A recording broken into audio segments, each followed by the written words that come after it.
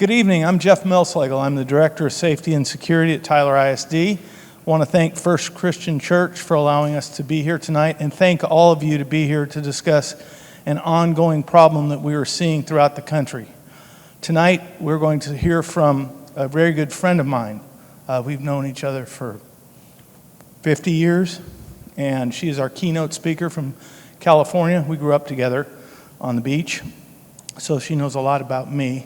We have a panel up here that will answer your questions tonight, and we'll also have a task force officer with the FBI to tell you about fentanyl, what it is, and what they're seeing here in Tyler. So with that being said, the first panel, where's Andrew at? Oh, all right. Andrew, I'll let you introduce yourself, and the floor is yours. Thank you.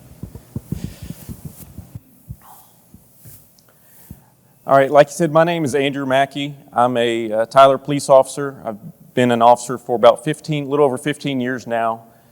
I've been over at the FBI on their Safe Streets Task Force initiative for a little under 3 years.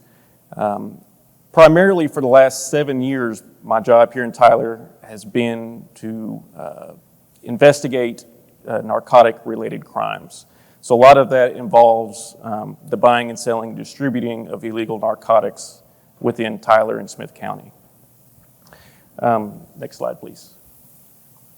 So as we all know, tonight we're here to talk strictly about fentanyl and why is it becoming such the epidemic that it is becoming in our communities.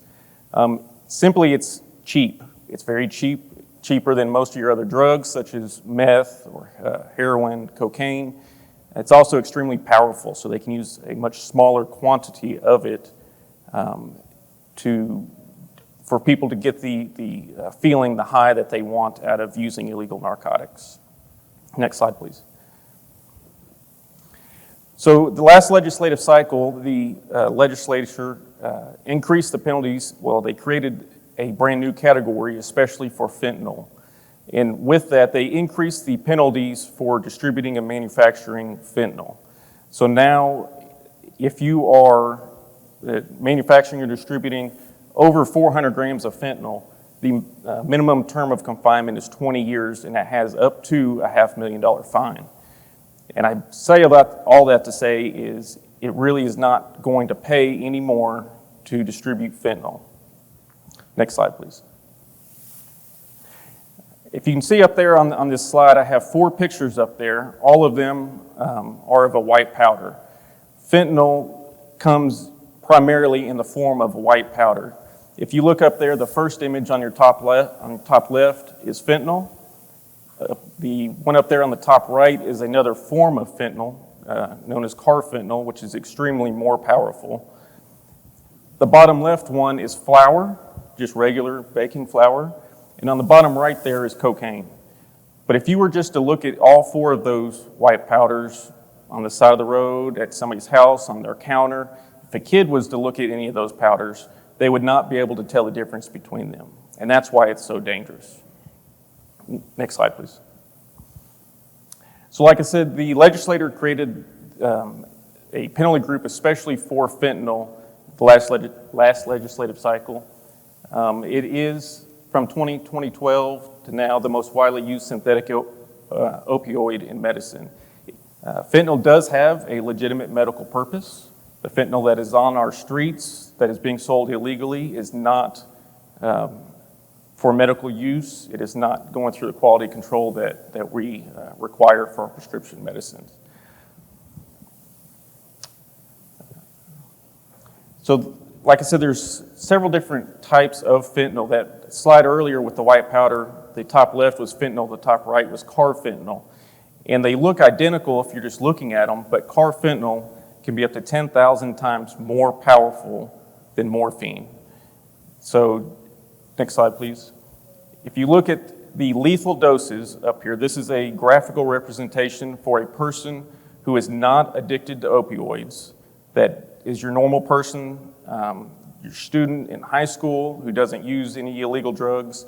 These are the lethal amounts that it would take of each drug to kill somebody.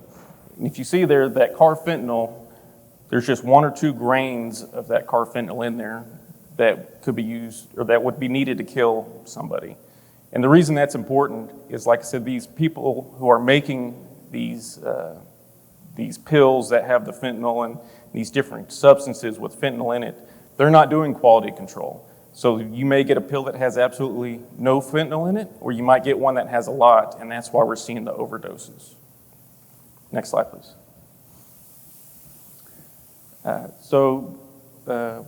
The synthetic opioids, this is just another representation just showing that most of them are coming from China.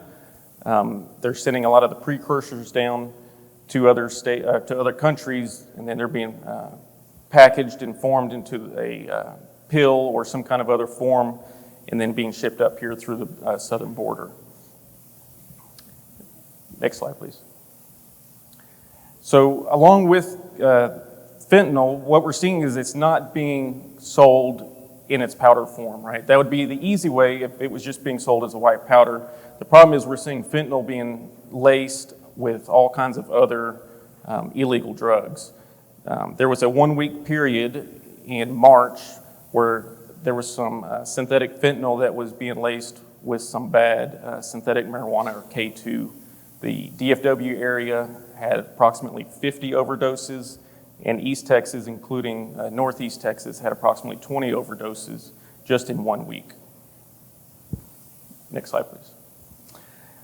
So kind of some of the trends that we're seeing here in Tyler, right? We've been talking about where the fentanyl is coming from, what it is, but here in Tyler and Smith County, one of the jobs that I have is to get illegal drugs off of the streets.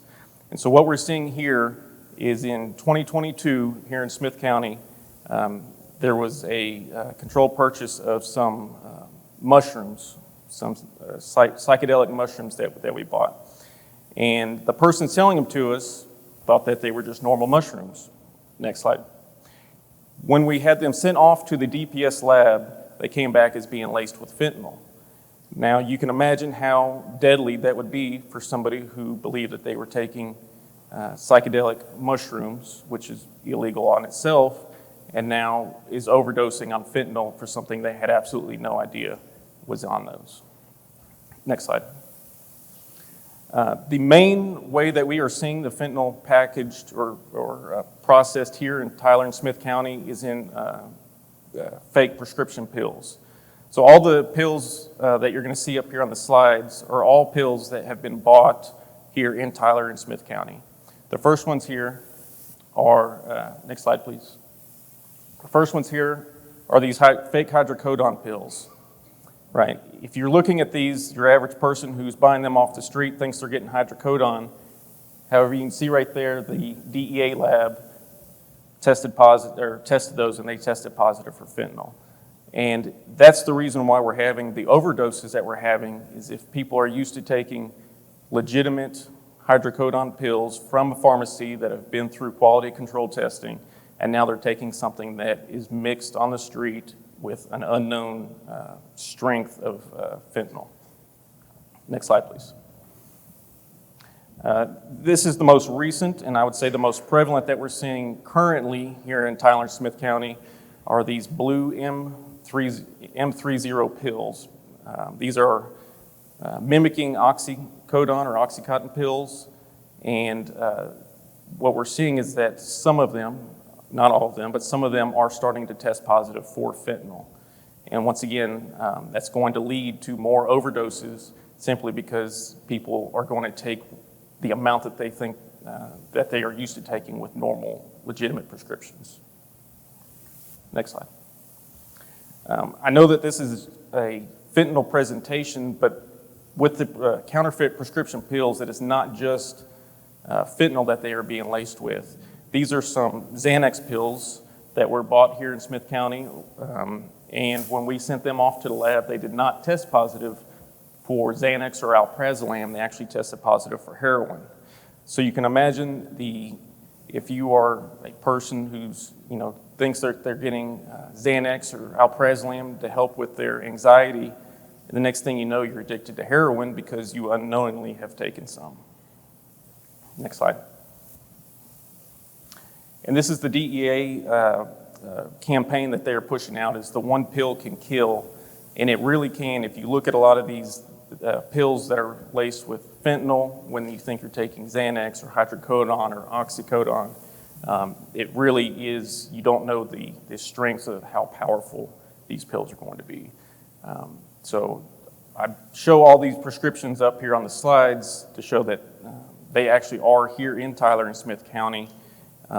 Pulled some statistics from our police department, and if you take the first 3 months of 2022, the first quarter of 2022, and the first quarter of 2023, the police department has responded to approximately 60% more overdoses this year than they did last year.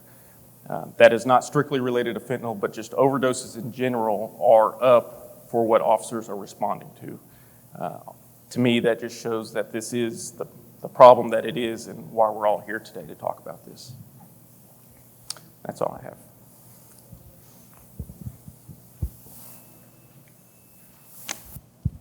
Thank you. Unlike Andrew,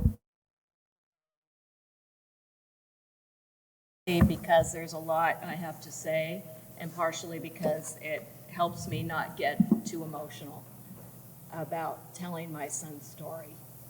And I'm grateful to be here tonight with you all. Can you hear me? This isn't working? Is that better? Okay. Oh, I can hear myself. Okay. I want to thank the Tyler Independent School District for having me. And as Jeff said, we've known each other since junior high school. And when they were discussing putting on this event, they wanted a personal story, and he said, I know someone. And so he reached out to me, and of course I was, without hesitation, I answered yes, because this has become my new calling, in addition to my day job. But my name is Carrie Luther, and I live on the central coast of California in Santa Cruz County. And I would be lying if I told you I'm happy to be here tonight, because the only reason I'm here is because my son died. And let's just get real about that. And I am grateful because you need to hear what I have to say. And what I have to say basically just is hand in glove with what Andrew said. I have lived what he said. And I want to tell you about my son. And before I tell you about how he died, I want you to know how he lived. And so as I speak, you're going to see photos of his life. And I have hundreds more photos, but I don't have that much time. So you'll see some of our favorites of his life. Everyone who knew Tosh knew him to be a kind and gentle spirit. Well, most of the time. He could be a butthead too. You know, he was 29 and a young man who was still trying to figure out what he wanted to do with his life. I had planned to tell these stories at his wedding, but I'm not going to get that opportunity. So I'm going to share them with you. And I invite you to laugh when it's funny, because he was funny. He said funny things.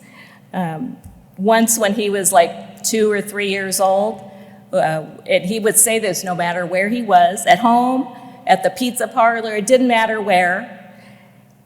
He was in the bathroom, and he would yell at the top of his lungs, "Somebody wipe my butt!" And somebody would have to go wipe his butt. And he didn't care where we were. I worked for a company back in the 90s called PG&E, Pacific Gas and Electric Company in California. And I was expecting my third child, his little sister, and he was about 5 years old. And we were driving into the driveway of PG&E in Santa Cruz, and a man driving out of the driveway waved at me in a pickup truck, a little PG&E pickup truck, and I waved back. And he says to me, "Mom, do you know that PG&E man?" And I said, "Yeah, honey, I do." And he said, "Who is he, PG or E?" I just cracked up at that. He was very good with language and words and things like that. Another thing about Tosh is he loved baseball. And as you could see probably from some of the pictures, he was a big Giants fan, but he also played baseball. And so he and his brother would impersonate some of the batting stances of the great players of that time, like Barry Bonds, Jeff Kent, Craig Counsell. Some of you might remember his batting stance if you're a baseball fan. Jeff Bagwell had kind of an unorthodox stand. And Sammy Sosa with his little skip toward first base when he hit a home run. And then his very favorite player of all time was Ken Griffey Jr. And so I still follow Ken Griffey on Instagram, just in honor of my son. The two of us shared a love of music and sports. He even listened to my music sometimes, if you can believe that. Things like Creedence Clearwater Revival and Johnny Cash and Bill Withers. And I listened to some of his music, I will admit, some of his hip-hop music. And he was an excellent athlete himself, and despite his small stature, because he was 5'8", maybe 125 pounds, soaking wet. Just very lean and mean. And he played second base when he was in high school, and his sophomore year in high school, he got the Most Valuable Player Award. And then his senior year in high school, he got the Most Valuable Defensive Player Award. And it's really sweet to me now because his niece, my granddaughter, is a senior at the same high school that I went to and that he went to, and his sister, whose children they are, and she plays second base on the softball team now. So I think of him every time I'm out there watching her, and it brings me a lot of joy to know that she's following in his footsteps. He was also a silver medalist in both the Judo Junior Olympics and Junior Nationals for his weight class. And he was small but very scrappy and quick, and so he could throw judo opponents that were much bigger than him just because he could move quicker than they could. We went to a lot of Giants games together, sometimes just the two of us, and he was always my go-to guy whenever something happened in the Giants organization. I'd want to call him first. Did you hear about so-and-so being traded? Did you hear about the Giants acquiring so-and-so? And my first baseball season without him was very painful because when that happened, he died in October of 2015. The following spring training time, I couldn't call him anymore. And that's when it became real, is that he was gone. He was gone forever. He and his younger brother would accompany me in the middle of the night to go find a dark spot to watch meteor showers. And they did that to humor me. I know they couldn't care less about meteor showers, but I sure love them. And so they would traipse out there wherever we could find a dark spot to look at the sky and enjoy those with me. And he was very protective of me. I saw him on a couple occasions just stand up and, like, I'm going to take care of my mom. Tosh was an excellent writer, and he received a communications award in college for his expository writing. And when we were going through his things after he passed away, we came across a notebook that was filled with what we think were lyrics to songs that he was writing, because he did love hip-hop music, and he did record himself on his phone, like freestyling hip-hop songs that he'd written, and he would just go for it. And he would be mortified if he knew that I heard those songs because they're filthy, but I love hearing his voice.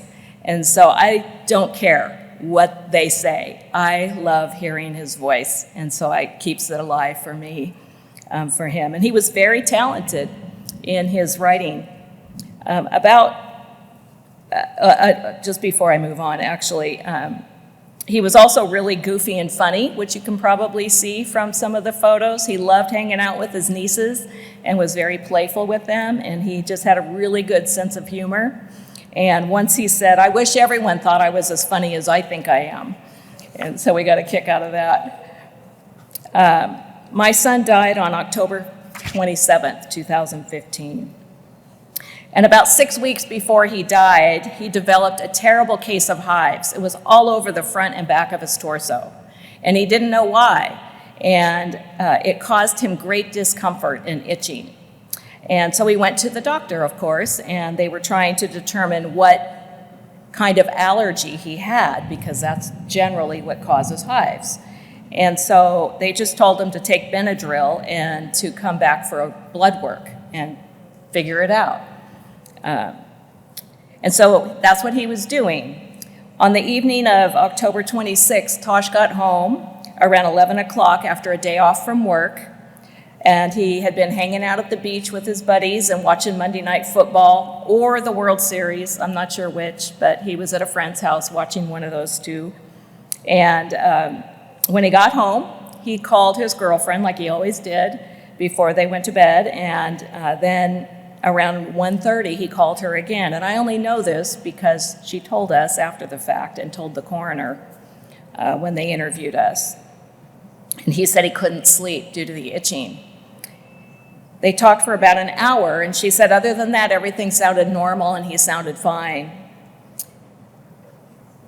At the end of the call, they agreed he would call her by 11 o'clock the next morning to go get his blood work done and to determine the cause of his hives. When she hadn't heard from him by 11:30, she started calling him and kept calling because he didn't answer the phone. And she got annoyed at first, thinking he'd stood her up. And then she recognized that wasn't Tosh's style. He wouldn't just blow her off like that.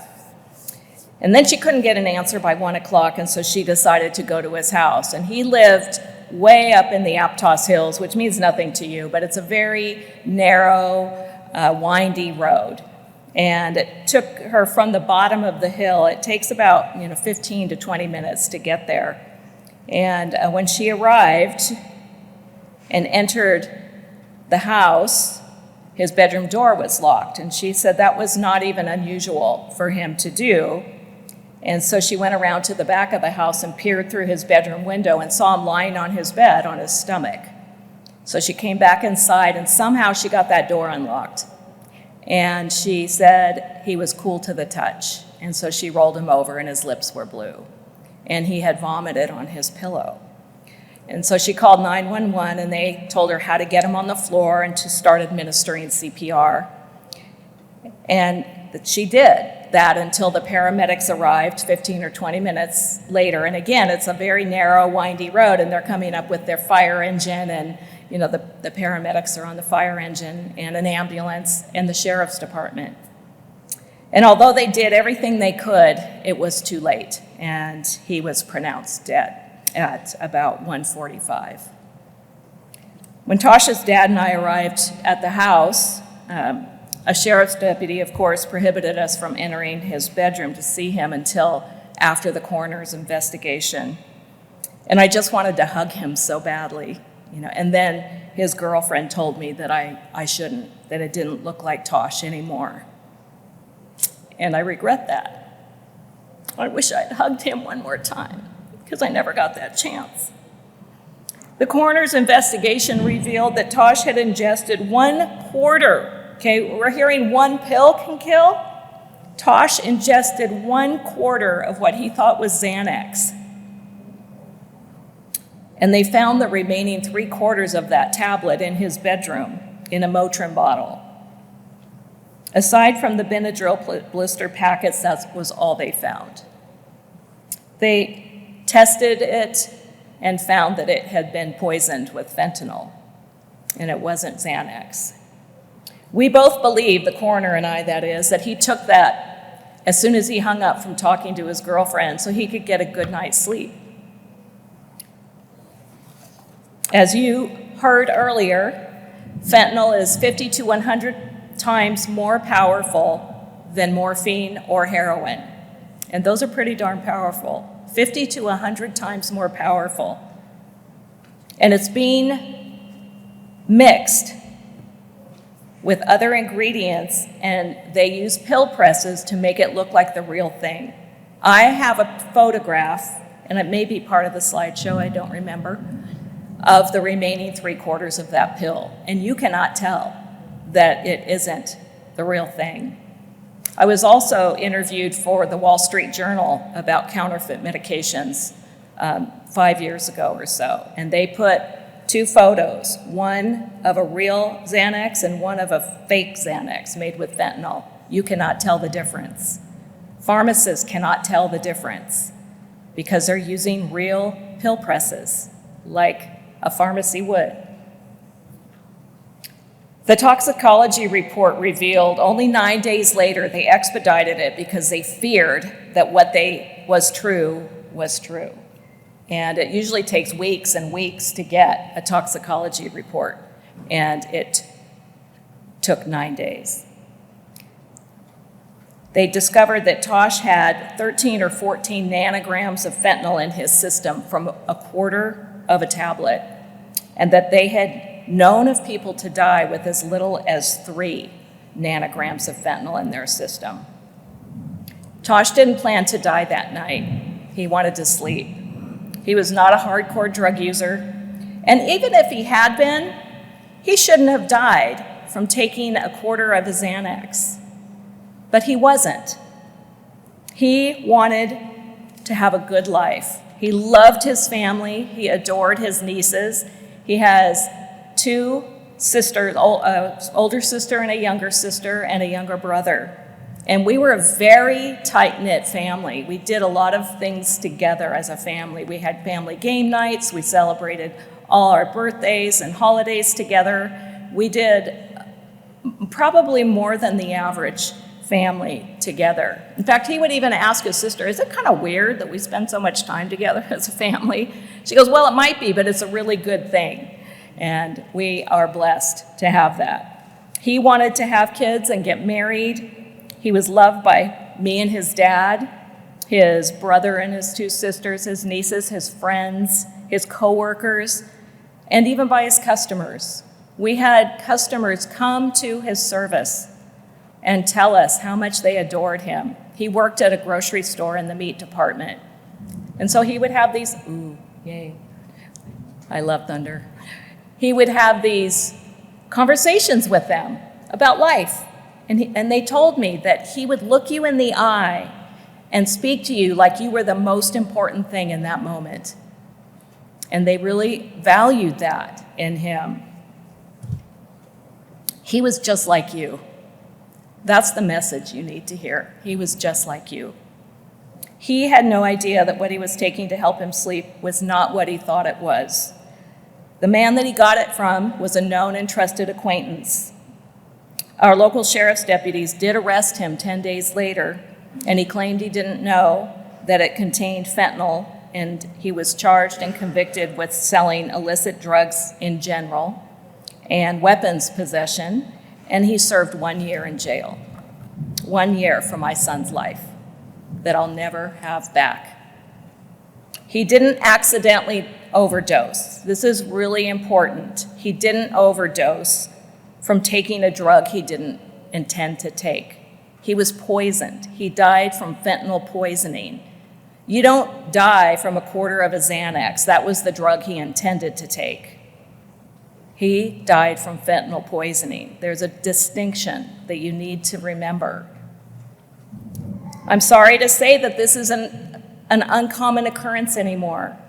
And it's gotten exponentially worse since the pandemic with all these teenagers, and I'm speaking to those of you in this room that are teenagers and young people. You're on your devices and on Snapchat and Instagram and what have you, and I know that during that period, that's all you really had. And so 13 and 14-year-olds are dying from fentanyl poisoning because they ordered a pill on Snapchat. You cannot trust anything that you don't get from your pharmacy, your brick and mortar pharmacy on the corner of the street, okay? You just can't risk it. You don't know where it came from. You don't know who made it. My family and I were part of a ABC 2020 episode. And as part of that episode, it's called What Really Killed Prince, if you want to look it up. It aired 4.5 years ago, because Prince died from a counterfeit Percocet that was poisoned with fentanyl. And it shows a man in his garage making pills, and he's got a gallon milk jug empty with all these things in it, including fentanyl, and he's shaking it. Well, there's no way to measure that, how it's being distributed in that batch of pills. There's no way. They're not chemists. That's what you're dealing with. You're dealing with people that don't know what they're doing. And as it said on a slide up here earlier with Andrew, it's now 6 out of 10 street drugs are being poisoned with fentanyl. 6 out of 10. You can't risk that. Nobody can risk that. So if you need medication, get it from your pharmacy. Even cocaine, marijuana, heroin, they are all being poisoned with fentanyl because you might ask, well, why would they want to kill their customers? Well, it's basically collateral damage. They're trying to get people hooked on whatever they're peddling. And fentanyl is very addictive. So they don't care about you and what you need it for. They want you to return and buy more. It's very cheap, as Andrew said. You can buy a kilo of fentanyl for like $10,000. It's about this big, and that can turn into over $3 million in street value when they add it to other things and sell it. They don't care about you. Even at Tasha's reception, you know, we share drugs with each other. I mean, we share aspirin or, you know, what's the other one? Tylenol and so forth. I'm not suggesting those are at risk, but what I'm saying is that we easily share our drugs with each other. And a good friend of mine's spouse approached me at my son's celebration of life and held her hand out and said, "Carrie, how are you doing? Do you need anything?" And in her hand was a Xanax. She didn't know that Tosh had passed away from a quarter of a Xanax. She couldn't have known. But that's how easy it is. That's my point. Don't accept anything from anyone unless you got it from your local pharmacy. I knew when the coroner told me how Tosh died that I had to educate people and raise awareness. That was in October of 2015. And I could not let his death be in vain. And an organization called Partnership for Safe Medicines found me in their research because it was so early on in this crisis. And they reached out to me, and through our partnership, I've traveled to Washington, D.C. to tell Tasha's story twice, to Florida, to Colorado Springs, to Denver, to Tennessee, and it's my passion to tell people that this could happen to you. Don't think it can't happen to you. It saddens me to know that many of the people who've become my friends have lost their children to fentanyl poisoning because now we have this bond. I'm going to continue to share Tasha's story as often as I can and to whoever will listen. You can't see it, but I don't think, maybe you can. This necklace is my son's, warning. I can wait.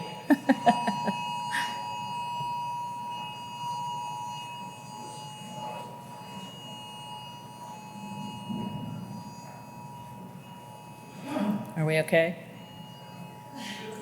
We're okay? Okay, just keep me posted. One second. If there is any tornado warning or one on the ground, we will exit this sanctuary and go right through that door into a windowless room, okay? You understand?